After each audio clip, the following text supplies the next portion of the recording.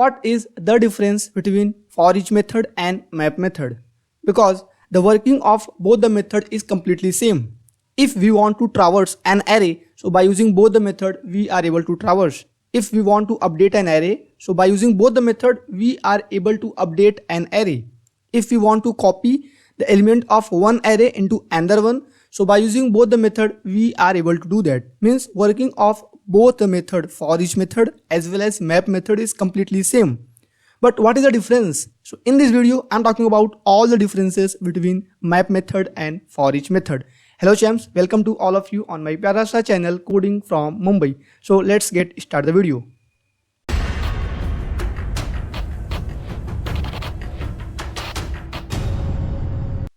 So here I'm writing three main difference between map method and for each method. Okay. So what is the prerequisite of this video? So the most important prerequisite of this video to understand the differences between map method and for each method is you have the knowledge of reduce method, you have the knowledge of filter method. Because this method is the part of this video. Okay. So if you did not know what is the reduce method, what is the filter method, so I am giving the link into description of these two methods of array. So let's start with the first difference between map method and the for each method. So first difference is about returning value.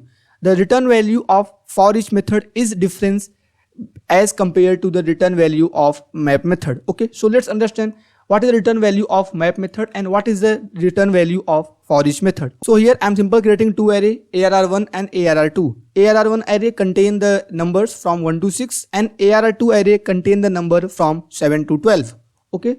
Now I just want to perform map method as well as the for each method on both the array. Means on ARR1 array, I want to perform for each method, and on ARR2 array, I want to perform map method. And whatever return value of map method as well as for each method, I am just storing into variable. After that, I want to print the value of that particular variable. Okay. So let's do. I am simple creating a variable like result1 is equal to ARR1 dot for each, and I'm simple passing a callback function as an arrow function, and I'm just using a first argument that is current value, and this method return the value of current variable plus 5. I just want to add 5 in each and every element of this array on ARR1 array, and whatever value returned by for each method I just want to store into result1. Understand what I'm doing here? I'm simple calling a for each method and passing a callback function as an argument. That callback function is a anonymous as well as the arrow function, and for each and every element I just want to update each and every element of this ARR1 array by adding 5 number in each and every element, and whatever value returned by for each method I am just storing into result1 variable. Now I want to create another variable like result2. Here I want to use the second array that is ARR2 and calling the map method. So I am just doing same task, so I am simply copy this code and paste it here. Okay, and here I am calling the map method by using second array and adding 6 number in each and every element of this second array, and whatever value returned by the map method I just want to store into result2 variable. Means by using for each method we want to update the first array by adding 5 in each and every element. Whatever value returned by the for each method I am storing into result1, and then I am calling map method by using second array and adding 6 on each and every element of this array, and whatever value returned by map method I am just storing into result2 variable. Now I just want to print what is the value of result1 variable, whatever value returned by the result2 variable. Okay, like this. Now let's see what is the return value of for each method and as well as what is the return value of map method. Now let's see. So result1 output is undefined and result2 output is an array which contain the number by adding 6 in each and every element of the second array, because 7 plus 6 13, 8 plus 6 14, 10 plus 6 16. So like this we are able to see here in each and every element we are able to add 6 by using for each method. It means map method returns a updated array, but When I'm talking about for each method, so for each method returns undefined. This is why result1 variable contain the undefined value inside it. Okay, so this is the first difference in between map method and for each method about return value. Map method return a updated array and for each method returns undefined. Okay. Now let's talk about the second type of difference, ability to chain other method. What is the meaning of this? What is the meaning of ability to chain? Okay, so for that I'm simply creating an example here. So by using this example, you are able to relate what is the main difference between for each method and map method. Okay, so I'm simply creating array which contain the number from 1 to 6, and then I'm creating another variable that is result, and by using ARR1 array, and I'm calling the first map method. I think you know what is the working of map method, what is the working of filter method, and what is the working of reduce method. So here I just want to explain what is the meaning of chain. Okay, what is the meaning of chain to call other method. So in this example, I'm calling the map method first. In this map method, I'm passing a callback function as argument, and this function returns the current value variable and adding 1 in each and every element of this array. It means what is the return value of this method? So I'm just writing here like comment. So return value of this method is 2, 3, 4, 5, 6 and 7. Okay. Why? Because by using map method, we are just writing here. Okay. Now, so by using map method, we are just adding 1 in each and every element. So after performing the map method, okay, so this is the array that are written by map method after performing this particular callback function. Now, so then immediately I'm calling the filter method by just writing a dot operator. I'm just writing dot operator and calling the filter method. And this filter method take a callback function as argument. And so by using callback function, I just want to filter out every element of this array that value is less than 5. Okay. Okay. So on which array this filter method are work?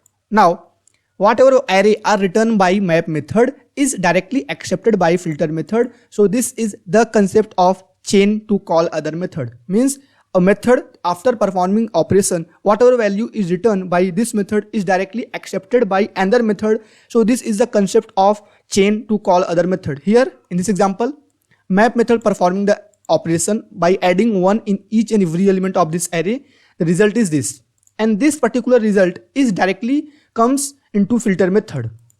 Now filter method are performing their task on this particular resultant array of a map method. Understand? So what is the condition? What is the condition for filtering out element from this resultant array of map method? So condition is the value of current variable is less than 5. Means if the value of current variable is less than 5, that only are filter out from this particular array. So what is the result here? After performing the filter method, this method only filter the element the value is less than 5. So 2 is comes here, 3 is comes here, 4 is comes here. 5, 6, 7 does not comes into result of the filter method because these 3 numbers does not pass the condition. Okay, I think you know how filter method R works after just calling the map method. Okay, now immediately after I'm just writing dot operator and calling the another method, that is reduce method. Okay, so same concept works here, that is chain to call other method. Whatever value returned by the filter method are accepted by another method, that is reduce method. So reduce method just accept this particular array that is resultant of the filter method. And what I'm doing here, I'm simply calling a callback function. In callback function, we know that reduce method take 2 arguments. First argument is total and second argument is current value. So what is happening in reduce method? So I'm simply calling a callback function. You know that callback function in reduce method, there are 2 arguments. First argument is total and second argument is current value. So I'm just want to return after addition of each and every element of this particular resultant array of filter method. Okay, so what is the output of this particular reduce method after performing filter method? That is 2 plus 3 plus 4, that is 9. 4 plus 3 7, 7 plus 2 9. So 9 is the output of reduce method. Now this 9 are stored into result variable. I think till now you are able to understand how these 3 methods are works on the same array, that is ARR1. But what is the result of map method is directly accepted by filter method. by using the concept of chain to call other method. And whatever value returned by filter method, I'm simply calling reduce method by using dot operator, and this reduce method works on the resultant array of filter method. And after that, whatever value returned by the reduce method is directly stored into this particular variable, that is result. After that, I am just printing the value of this particular variable. Now let's see what is the output of this variable, that is 9. Okay, I just want to run the program. Now you are able to see I am getting the output, that is 9. So this is facility are provided by the map method. So in map method, there are a facility to chain to call other method, but in for each method, there is no any concept. I think till now you already know why for each method does not able to provide the facility of call chain to call other method, because for each method returns the undefined. This is why for each method does not provide the facility of chain to call other method, but map method are able to provide the facility to call other method, that is known as a chain to call other method. This facility or this feature are provided by the map method, but for each method does not able to provide the ability to chain other method. I think you are able to know why for each method does not able to provide the facility or a feature of ability to chain other method, because for each method returns the undefined value. But when I'm talking about map method, so map method returns the updated value or updated array. This is why map method are able to provide the feature of ability to chain other method. Okay, now let's read the third difference between map method and the for each method, that is mutability. The mutability means change. Okay, so the map method returns an entirely new array with transformed elements, which is completely true, because I already tell you map method returns the updated array after performing their task, and the same amount of data with the same amount of data, which is completely true. In the case of for each method, even if it returns undefined, we know that for each method returns undefined, it will mutate or change the original array with the callback. Means for each method affect the original array directly, but as well as this method returns the undefined value. But when I'm talking about map method, so map method does not affect the original array directly, but map method returns the updated array after performing their task. So these are the three differences between map method and for each method. Now I just want to summarize what is the difference between for each method and map method. So first difference is about return value. The return value of map method is updated array after performing their task, and return value of for each method is undefined. For each method change the original array directly, but map method does not affect the original array directly. Okay, and third most important difference between for each as well as map method is map method provide the feature of ability to chain other method, but for each method does not provide the feature of ability to chain other method. Okay, I think you are able to know what is the main difference between for each method and map method. So thanks for watching this video. Bye bye.